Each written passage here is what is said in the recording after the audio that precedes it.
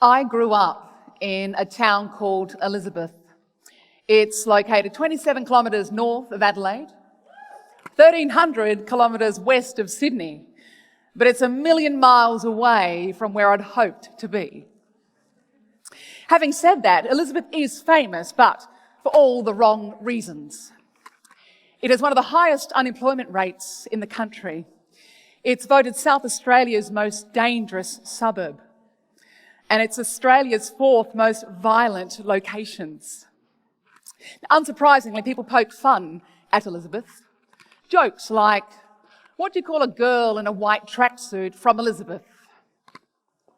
The bride. I've heard them all. But I'm very fond of Elizabeth because it's where I grew up. And it's where I discovered that if you don't get given opportunities handed to you on a silver platter, and you want to make something from nothing, you've got to get really good at bumbling. When I left high school, my parents sat me down and they said, "What do you want to be?" And I said, "I want to be an actress." And they said, "Oh, that's all very well, dear, but what do you really want to be?" And I said, No, I want to be an actress. And they didn't say this, but they could have been forgiven for thinking, how on earth does a plump, average-looking girl with the fashion sense of a Yeti, with no experience and no industry contacts from Elizabeth, become an actress? They didn't know.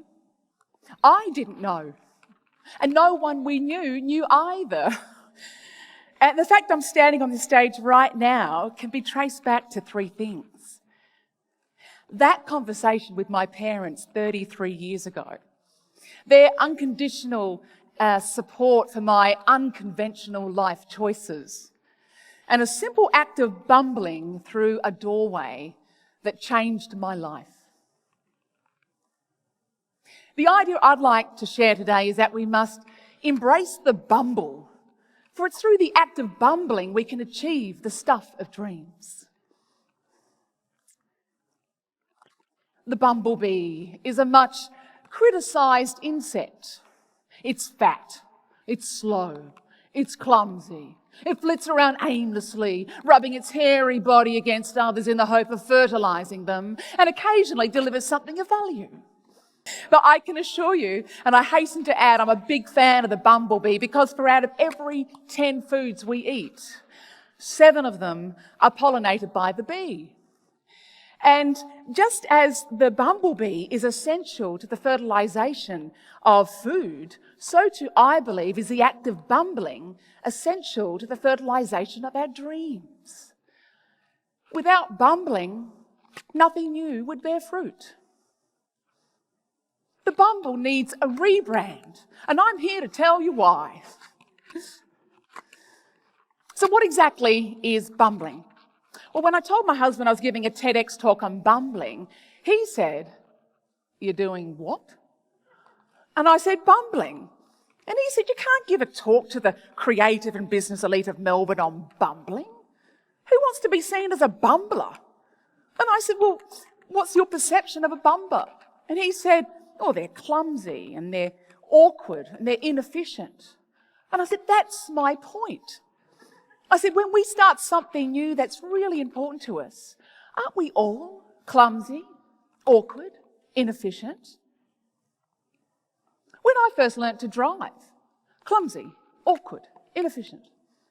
When my toddler son first learnt to eat with a spoon, clumsy, awkward, inefficient. When my husband and I spent our first romantic night together,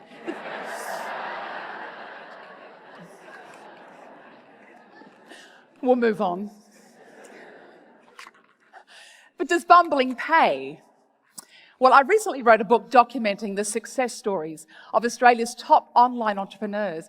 And what I discovered really shocked me because I thought they would have a meticulous business plan in place before beginning. But what I discovered was that most of them bumbled. Most of them had nothing of the sort.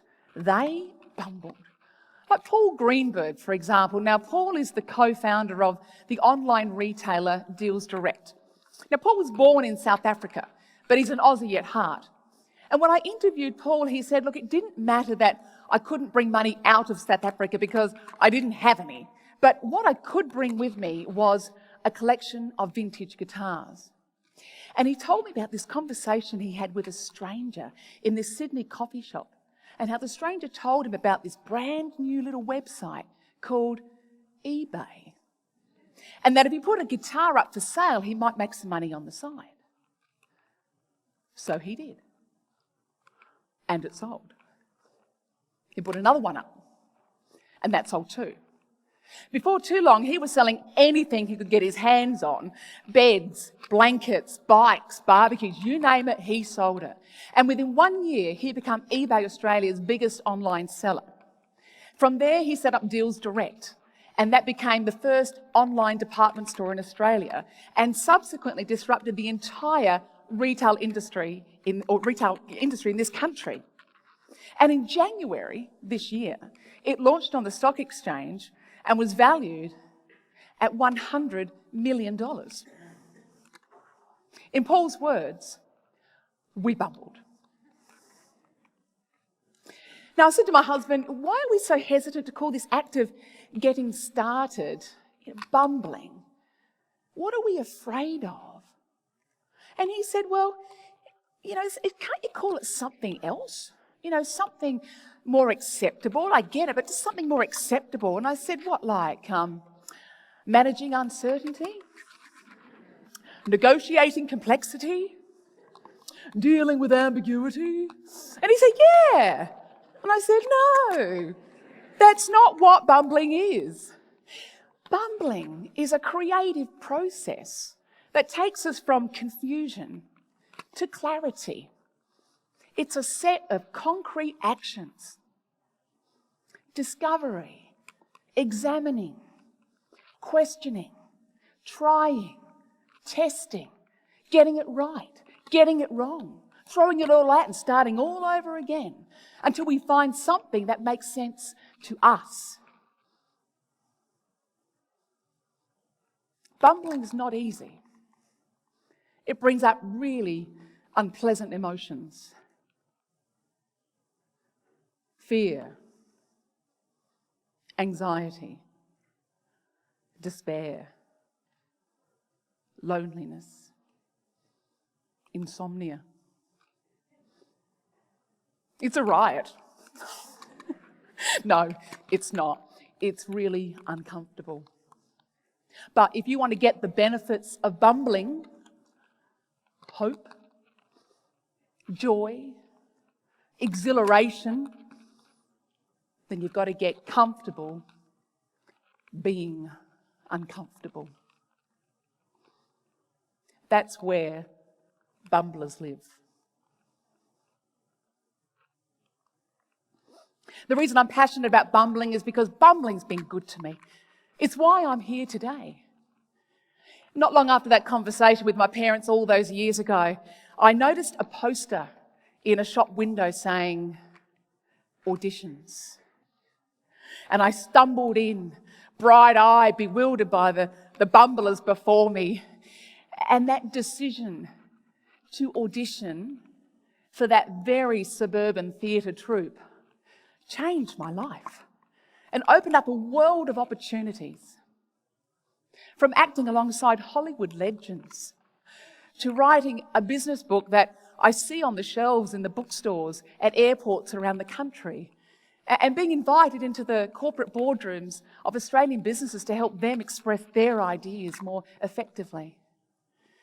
They're the stuff of my dreams. I'll leave you with this. If you want to pollinate a plan or fertilise an idea, you have to act on it. Suggest that crazy idea to that client, even if they can't afford it and you can't quite articulate it yet.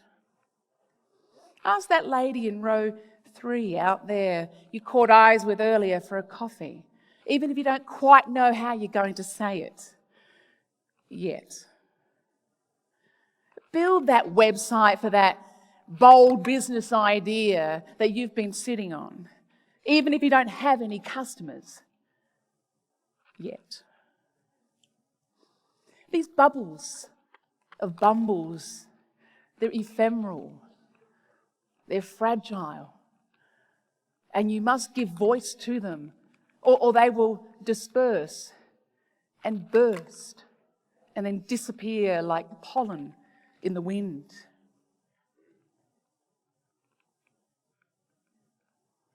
My journey of 1,000 bumbles began in Elizabeth 33 years ago. May your journey of 1,000 bumbles begin here today. Embrace the bumble. Thank you.